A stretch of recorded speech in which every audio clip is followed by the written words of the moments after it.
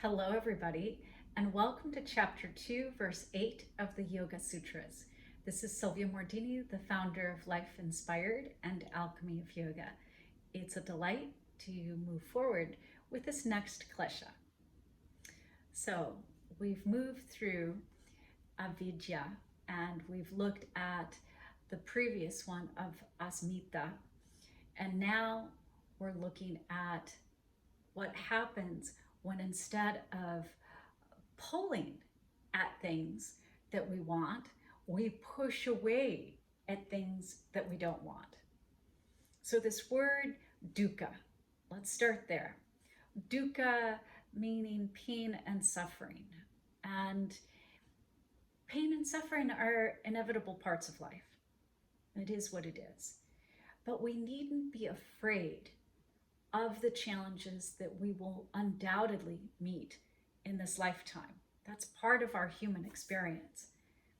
So if we practice aversion, always pushing away the places of growth, because everything that happens to us, all of the challenges that occur, are for the growth of our soul. They are to help us fulfill our soul's contract. So if we're constantly pushing them away, it's very difficult for us to gain the lessons and the wisdom that are part of these pain points that are in our path. They're also guideposts to say, like, oh, okay, instead of here, go over here, redirect a little bit. But if we ricochet, we'll actually be going in the opposite direction. So if this is the pain point, I come towards it and I'm like, no, and I run away, I'm literally going in the opposite direction. But instead, this pain point, I come towards it. The only way is through. And I see, okay, I might just redirect a little bit, or I might move through it. And it's telling me that that's the exact path I should be on. But if you see the pain point and you go back there, then you're moving away from your path. The pain points, the challenges, are those trials and tribulations that say, yes, keep going, keep going. So it's a difficult thing sometimes to put this one into practice in a world that loves to avoid sensation, that loves to avoid discomfort. But yoga fundamentally teaches us how to be comfortable with our discomfort. Yoga teaches us how to be comfortable with discomfort.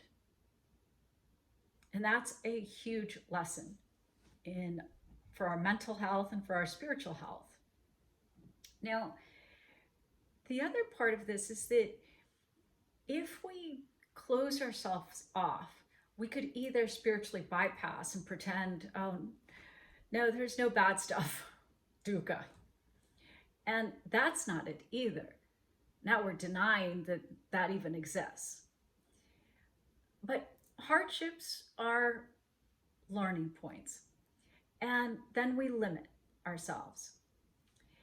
So, for example, anxiety is a result of being in a difficult situation often that demands us to be courageous, to have faith, to be creative, to persevere, to stay persistent, to move through it. And I myself, after a couple traumas, I started to have anxiety attacks and then even full-on panic attacks. So I know what that feels like. And just because it may not look like I have had any anxiety or panic attacks of recent, I remember that feeling. I remember that feeling. And it's because of the yoga and putting this into practice that I don't suffer from panic attacks and anxiety like I did. But the anxiety, if you think about it, it requires that we respond. And we respond in a way that demonstrates faith. We respond in a way that demonstrates creativity, to look at the situation for what it is and move through it. But if we're afraid of it and we let the fear overcome us, it then becomes the obstacle. And we don't have to be afraid of our anxiety. We do not have to be afraid of our anxiety. But our response to anxiety so often includes fear that then it becomes even worse. It's like putting gasoline on a fire. When you're feeding the fear and you're in a state of anxiety, it absolutely makes it worse. But you need not fear the dukkha. Anxiety is an example of dukkha because anxiety, it's painful, there's suffering. So if we get caught in the story, then how bad it will be, rather than facing the reality of the situation and applying right action to the circumstances that are at hand, we can get caught up in the story and spin way out. But remember, the only time that we are happy in our true nature is in the present moment. So fear is very like future based. We're going into this story of, oh, it's going to be worse and worse and worse. And that just spirals out of control. Fear feeds imaginary fates. Fear feeds imaginary fates. And so what is the answer? Faith. Faith is the best antidote to fear and anxiety. And in Sanskrit, the word for faith is Shraddha. Just feel that. Breathe into that. Bring your hands over your heart to feel Shraddha, faith, which literally means to hold in a pure heart. To hold that emotion, that feeling in a very pure, well-intended heart, and just hold it. And so through yoga, we learn all sorts of ways to trust in the wisdom of life, to have faith that this that is happening is for our growth, and that we are constantly co-creating with the universe. I love what Martin Luther King says about faith. It's taking the first step even when you don't see the whole staircase. Or Helen Keller says, faith is the strength by which a shattered world shall emerge into the light. I love that. And also what Thich Nhat Hanh offers. Imagine that there's a sound of crying and we ignore it. It's in the other room, but we're just going to ignore it. And then at some point we're like, I can't ignore it because that's our humanness. But we keep pushing it away. I can't hear it. Yeah, no, it's not there. Somebody else will take care of it. But finally, we get up off the couch, we go to the other room, and we see that the cause of the crying is a baby. And so we go over to the crib. And what do? We pick up the baby, we hold the baby, we rock it, and we say this: you're going to be okay. It's all okay.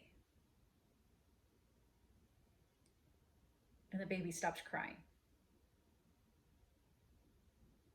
That baby represents